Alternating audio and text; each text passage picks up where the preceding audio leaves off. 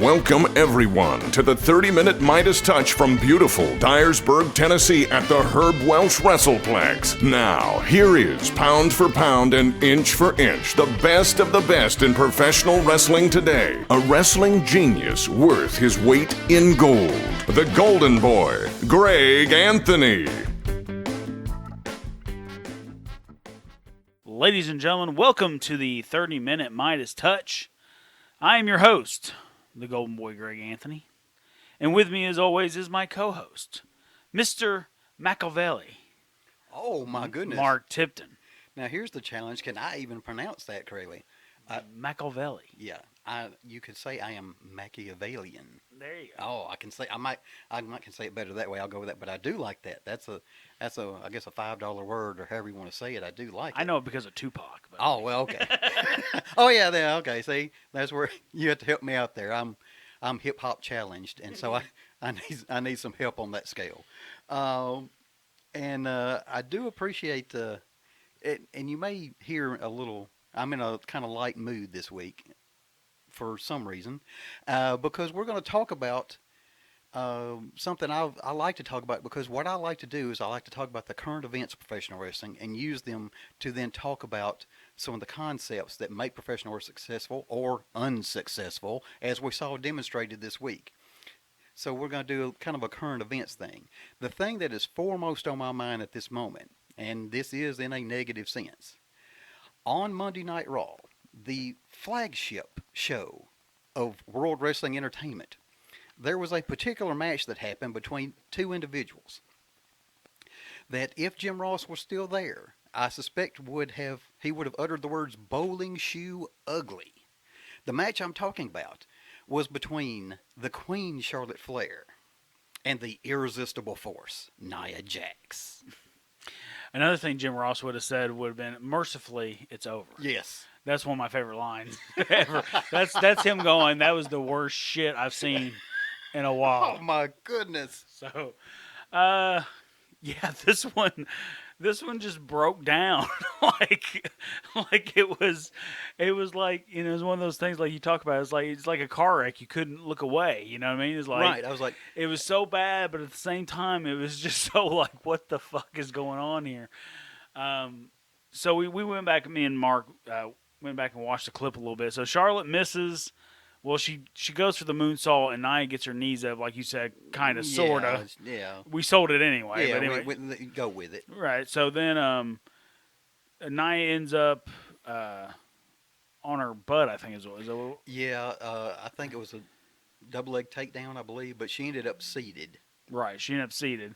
And then Charlotte hit the ropes, gave her a big boot. Yes. On the ground. And, of course, that, like you said, that's, you know, go for a pin, right? Right. So she goes to go for a pin, and Nia Jax is, by the time she turns around, is already up. Right. Pretty much. And she tries to pull her back down for a pin, and then there's a point where they just let go. Right, because she's not, if Nia Jax doesn't want to go down, you're not going to take her back down.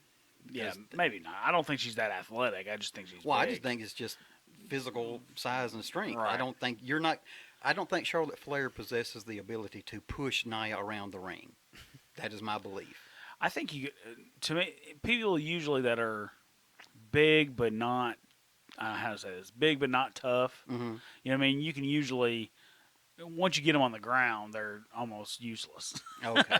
You know, so she could have ankle picked her and definitely got her down, and then what the fuck would Nia do then? You know? But you know, they got to that moment where they're just like, they're just kind of staring at each other, and you can see they're talking shit to each other, and then there's a shove in the face and a shove in the face and slaps and right. And Nia delivered a couple shots that looked pretty heavy. Yeah. And perhaps I'm attuned to this because we do have the Becky Lynch incident where she has made Becky Lynch a star, though. Well, we've debated that. I still argue that, but nonetheless, it certainly did boost her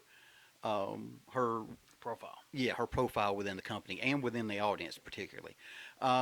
It did, but we've seen her do some questionable things. She has a history of people she's in the ring with seem to come up injured from time to time. She has been criticized for this, and she delivered some shots that looked somewhat serious. That's what it was. And she had done the Samoan drop. Yes. And That's it. It almost Right. landed Charlotte on her and head. it It was was very. just landed awkwardly. But and I believe him. I remember if it was before the moonsault or not. But the belly attempted belly to back suplex. I didn't. Oh, okay. Earlier on, this may have been earlier on. I may have my things out of order. There was a point. I think they had just come back from a commercial. Charlotte had a headlock on. Nia picked her up for what appeared to be a pretty standard belly to back suplex, except Nia didn't go down. Usually, I expect the person giving the suplex to go down with them, but she didn't. She just kind of threw her off of her. So I couldn't tell if the idea was to do a suplex out of a headlock, which is done from time to time, where you go down with the person you pick up, Right. or were they trying to do where Charlotte flips over and lands on her feet out of it? But it ended up somewhere in between, and Charlotte landed on basically on the back of her head. Yeah, that's, or neck or shoulder or something. That's the word. If it was the front, if it was the backflip thing, that's one of those things that like Nia has to give you a huge help. Like she has to actually launch right you over to ensure that she gets rotated. So you get rotated. That so makes you get sense. Yeah, but a lot of people what they do is they kind of stop midway in between, and that's when guys end up landing on their face and head and shit like that. The main thing though, like with this is shit like this has happened in wrestling a ton. You know, guys don't always get along. You know, Right. fucking shit breaks down sometimes. But the goal is not to let anyone know that it broke down. You know what Right. I mean? To if someone gives you something you don't think was fair or a little stiffer than you thought needed to be or anything like that, then you do it within the confine. You get them back in the confines of the match. It may be a forearm, it may be a kick to the gut, it may be something, but it's something. You know what I Right. mean? So like that's the goal is usually to handle those situations as professionally as possible within the confines so the match doesn't suffer and the company doesn't suffer. But then we have situations like this where it obviously Yes. it obviously broke down and didn't help either one of them. Well, now I take it what you're describing sounds like the term receipt I have heard from time to time. Yes, very much. And but what I've seen, look, myself, I'm the guy in the front row. I'm sitting there watching this display. I don't even know if I want to call it professional wrestling. It was an event that took place during a wrestling program, but the professional wrestling aspect seemed to come to a screeching halt, and it was just more like a standoff and and an argument in the midst of what is the flagship show of WWE. Right. I could almost understand this if this happened at some random live event, non-televised. Right. Some kind of dispute happened. But when you're on Monday Night Raw, to have this happen so blatantly that, I could not miss it if you wanted to. I just don't. I don't know how you allow that to happen as a professional. Yeah, I mean it happens to the best. I mean even guys like Jim Duggan and Doink the Clown, Matt Bourne. They didn't. They had some instance, and it's pretty famous on YouTube now, where something fucking happens in one of their matches, and they just kind of both square up, and they're like, "All right, you want to go? Are you ready to fucking go?" And like they kind of circle each other like that, And that was legitimate because, like Matt Bourne and Duggan both worked for us in traditional championship wrestling, Okay. and like one would be there and the other one wouldn't. We never thought anything about it, and then they booked them on the same card one time, and Duggan actually said, "Hey, I don't ever want to be around Bourne again, so don't book me." Okay. When you're booking Bourne. All right. So they still had legitimate heat. Obviously, Matt Bourne passed away several years ago, but and I never got a chance to ask him, what that was all about. But I mean, apparently it's been going on since the Mid-South days with them. Oh. Okay. So It's something that stemmed from that. oh, well, something that goes back. Well, Yeah. Well, I guess the thing as I was sitting there, I thought, and in the moment, says they were sitting there kind of staring it off and basically kind of slapping each other or shoving or whatever you want to call it. I was trying to think, well, how do you resolve this? Because the match does have to continue, and you have to get to a finish of some sort. And these two people are obviously, and I guess I did see Charlotte stop and throw a chop or something, like she was kind of, and maybe that was her way of saying, hey, let's get back to doing what we were intended to do. I don't know. Yeah. I mean, the main thing, and this has happened to me before. Like, the thing is, like, I've happened a couple situations, but like one in particular was, stuff started to get a little wild there for a minute, and I fucking snap mared a guy and put him in a rear chin lock and said, "Are we wrestling or are we fighting?" You know what I mean? And then from there we had a conversation. Basically, oh yeah, we're wrestling.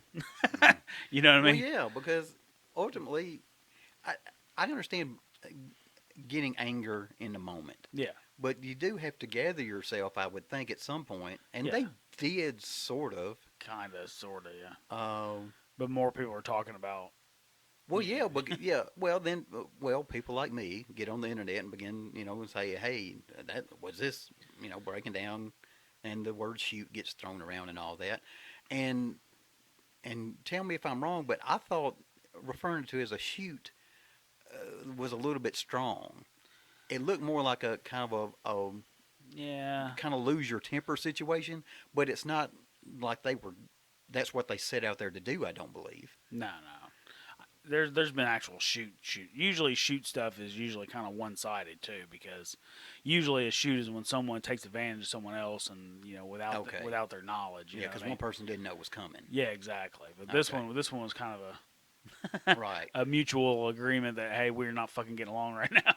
Okay. Well, So- well, the term I heard thrown about was worked shoot, Yeah, which is I don't. the oxymoron. Yeah, it sounds odd, but I heard that thrown around. But I don't think what happened in there was intentional by anybody's part. No. I think it.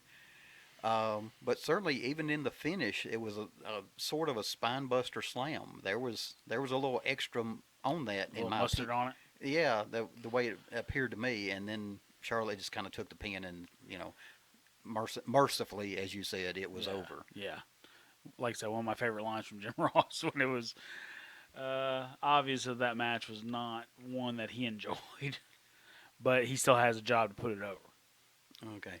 Well, I guess, and I don't know how to approach this, but I want to say it makes clear to me as a fan the importance of people being professional and kind of working. I don't want to say working together because that's not what this is. Right. It ain't ballet, Right. as Jim Ross. I'm getting Jim Ross heavy. I know. Yeah. But there has to be an element of where Cooperation. right and Cooperation that's not noticeable. right. And that's the problem we have today with a lot of wrestling is that there's cooperation, but it's obviously guys, like you said, working together. You know what I mean? As to where, the wrestling that we grew up on was just as cooperative, but somehow Sure. we didn't catch that because Right. because they were actually presenting it as a legitimate fight Right, or and sport. they went to lengths to make it so. Absolutely. And I will, I guess, credit Jim Cornette. I heard he referenced a situation where Ernie Ladd was in the ring. I believe it was with a young Dr. Death, Steve Williams, who would come in with, and that Ernie Ladd had to back him into a corner and basically hold him in such a way that he could not get out of the corner, Right. and until he communicated that, hey, are we here? And he needed to communicate to the young wrestler in that case. And could this be? And because Nia Jax won the match, do you think they might continue having these two involved going on? I mean, me personally, as a booker, I wouldn't, just because it was so bad. You don't want to present something bad. The thing is, a lot of things boil down to chemistry and There was none. yeah, exactly, how well people work together. So I mean, something may look good on paper, but if it goes out there and shits the bed, then it doesn't help either one of you. But then it also lends to the fact of we're talking about this. This is obviously a hot topic this week in professional wrestling. Most hot topics in professional wrestling nowadays are the real life situations, Certainly. right? And that goes back to what if we tried to make them believe everything we did? Why wouldn't that be the hottest Right. things? But no one's talking about the promo of this or the angle of this or anything like that. They're talking about Nia and Charlotte almost getting into a real quote unquote real fight Right. in the middle of a professional or sports entertainment match.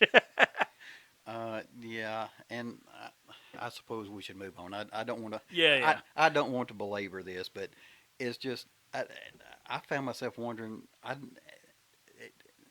mean, we often talk about egos is a thing that can be a problem in professional wrestling, and that looked like a clash of two of them from my seat in the audience. Yeah. Um, well, we talked about. Well, this will be interesting. I like to bring up things because you can speak as promoter as well as an in-ring performer. And one of the things that stuck out is there is obviously a real change coming to NXT. Now, NXT is of WWE's brands, and I count NXT as a third brand because it is on national television now. It was by far my favorite product of WWE. And I have heard rumblings. There have been mass layoffs, rumblings of changes in the organization and the performance of the television product in particular. And then we saw this new logo they've produced for NXT, which for those of you who have not seen it, it's the NXT letters have become more angular and extended. I don't know. It's a strange font, and then it kind of looks like a modern art paint splotches across the logo, which is a dramatic departure from the black and gold brand. Right. Do you see this going in a very different way? If so, as promoter, do you think it's a good idea, bad idea, what have you? Well, okay. So I think that like brand recognition, you have to every once in a while you have to change. Like if I was in charge of WWE, Raw and SmackDown would get new sets every year. Okay. Just something different, to let people know, hey, this is the start of a new year. That kind of thing. Maybe every January, something like that would happen. So I understand the thing of, well, the NXT has had this same logo for 7-8 years. Sure. Right? So let's give it a little change. The splattering of the paint scenario on it makes me think that they're actually, and this is what WWE is very good at, is taking what AEW's done. Because if you look at a lot of AEW's graphics for their stuff, it's that multicolored thing. All right. That's kind of what it reminds me of. They're very good at taking someone else's thing and kind of spinning it a little bit to help themselves. So this to me is them trying in that sense to kind of let's Dynamite's supposed to be this big colorful thing. Well, NXT is going to be this big colorful thing too. Oh, okay. I need to think about it. So, well, this will be out of the wrestling realm, but for those of you who are Star Trek fans, you've just described the WWE as the Borg. They assimilated an aspect of AEW and try to bring it into their product now. The only podcast where you're going to get professional wrestling and Star Trek. Yeah, there's quotes. There's an interesting comparison for you, but for those of you there who get it, what would Data be like if he was a professional wrestler? Well, he'd be Undertaker-like. Yeah, I think he definitely he had super strength. Yes, he did. Okay, that's what I thought. As an android there, but I'll try to get us back on professional wrestling. Okay, so maybe this is a recognition of the strides that AEW has made. Do you think? Well, no, I don't. No, I don't think it's that. I think it's Vince just wanting to change. Oh, kind of taunt them, shake it up, and do whatever he wants. And obviously, like he hadn't really paid much attention to the NXT brand since its inception. Now it's one of those things where he's like, "Oh yeah, I forgot I had this, and I need to put my stamp on it to make sure it's still WWE."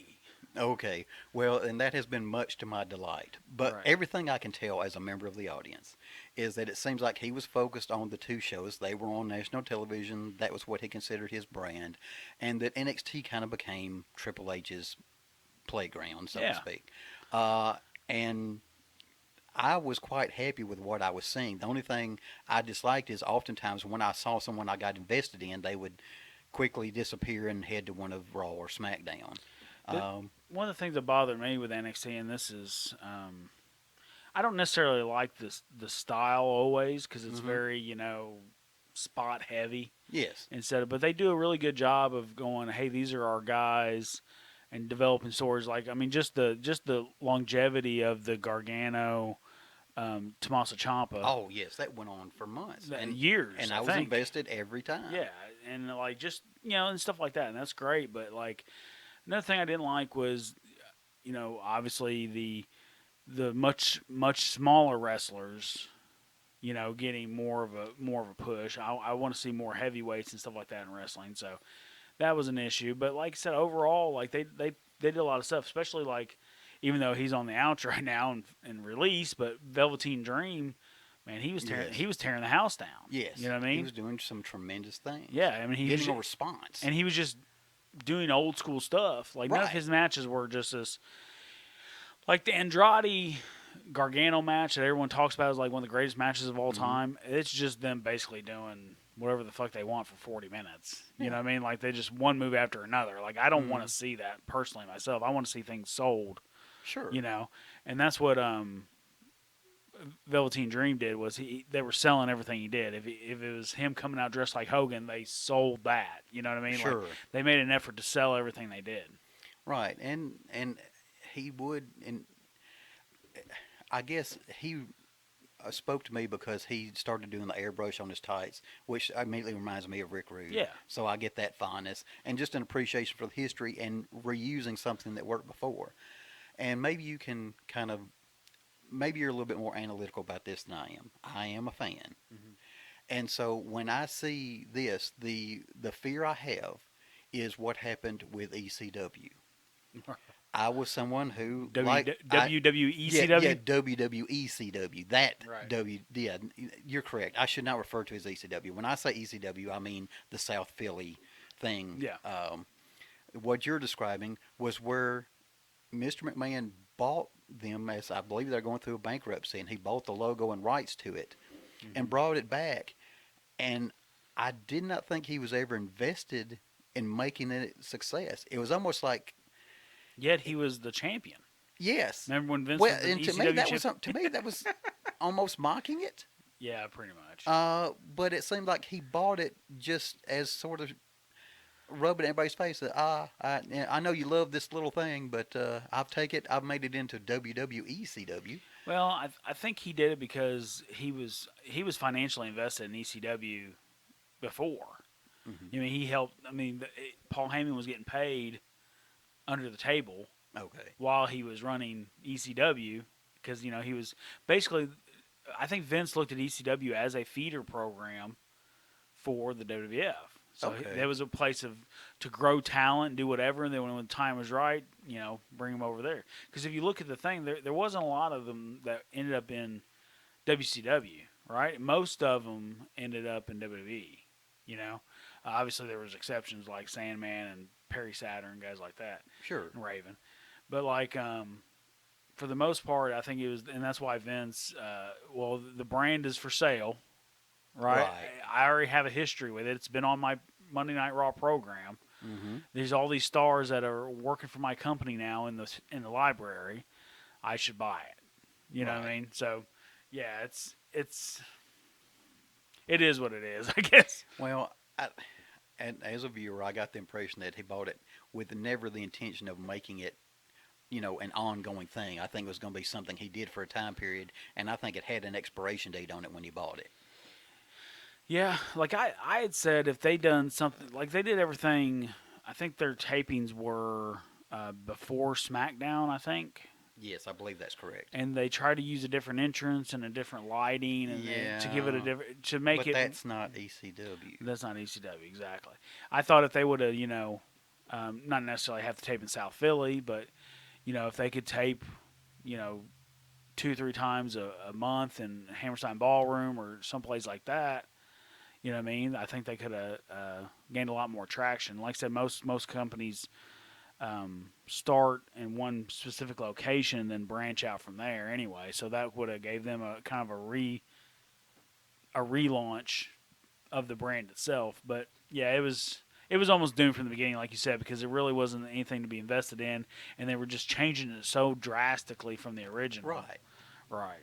Well, my fear is I may see a replay of this scenario now that Mr. McMahon has apparently taken an interest in the production of the NXT television product, right? Which fills me with fear. Right. I'm not afraid to say.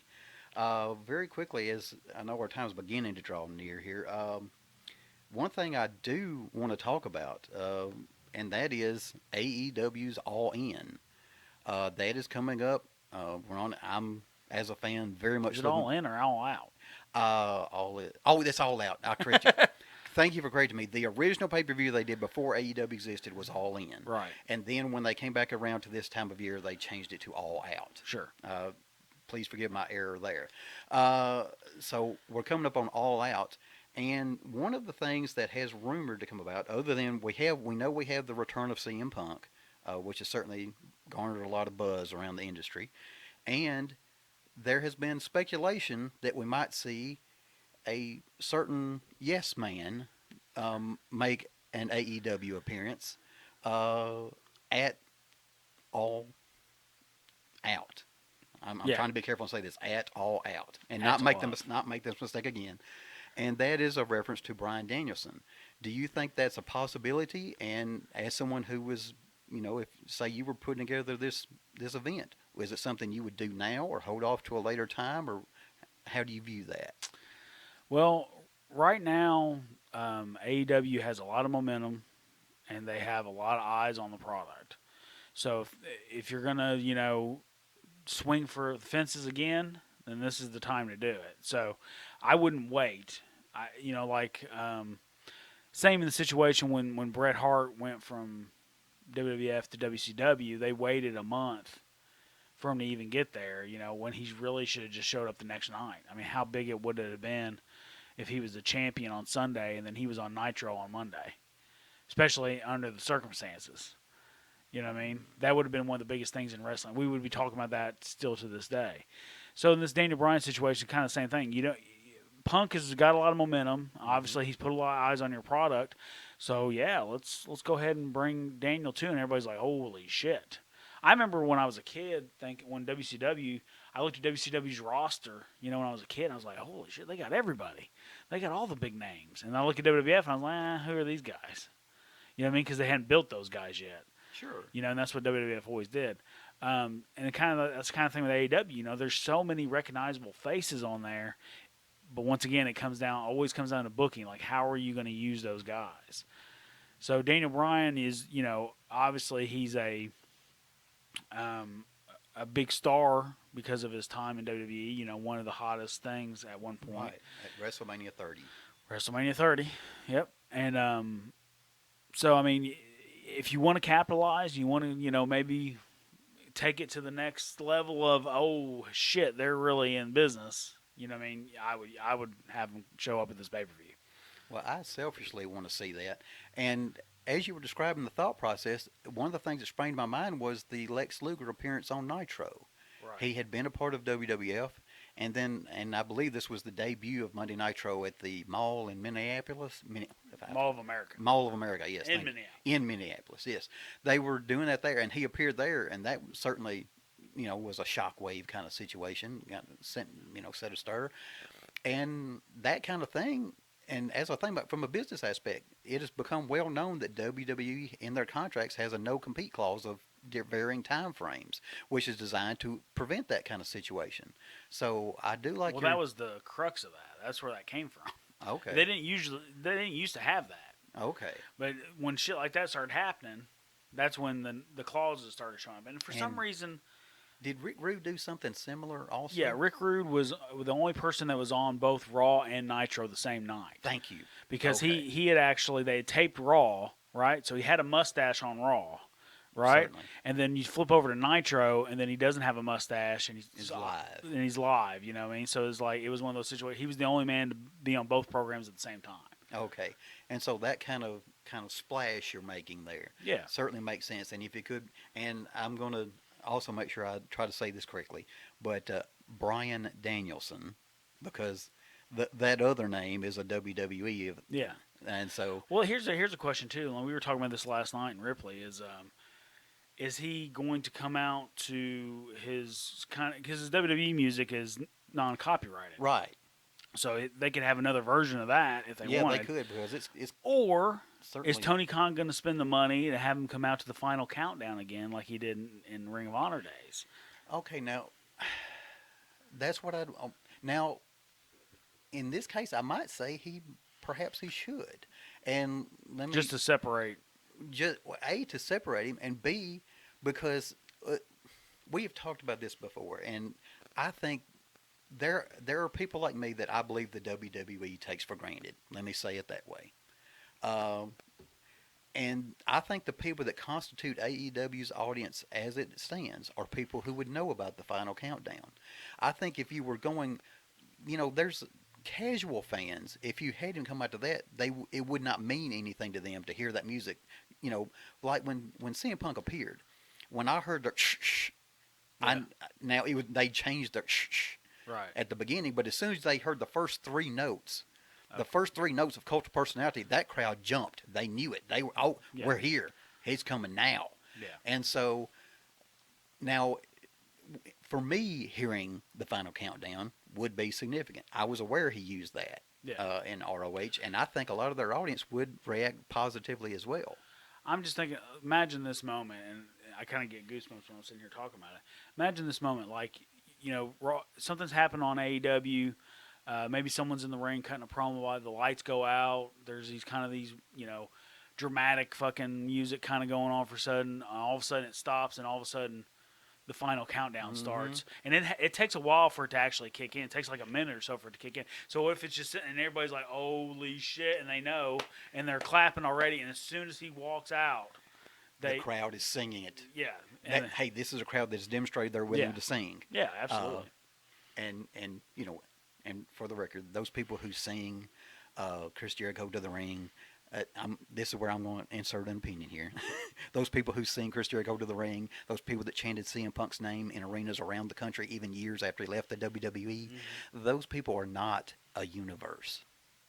Those people are simply, unapologetically professional wrestling fans. Yeah, absolutely. And that's what I am. That's what you are. That's what a lot of us. And like I said, I died a little bit inside the first time I heard a young wrestler say he always wanted to be a sports entertainer. Oh, it really did crush my soul a little bit because I never thought of it being put like that before. And like he said it, and I was like, oh, why? That's a punch to the gut. It was a very big punch to the gut. But anyway, we're just a little bit over time. We're at 32 minutes, so.